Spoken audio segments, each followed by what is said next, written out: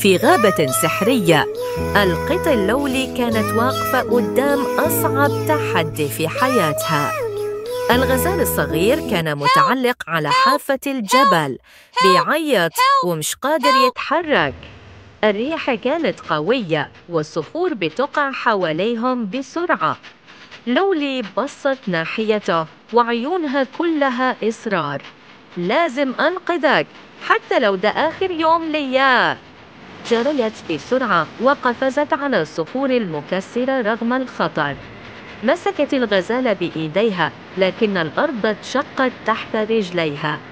بكل قوتها زقت الغزال ناحية الأمان وسابت نفسها تقع، بس قبل ما توصل الأرض مسكها النسر الطيب بمنقاره وأنقذها.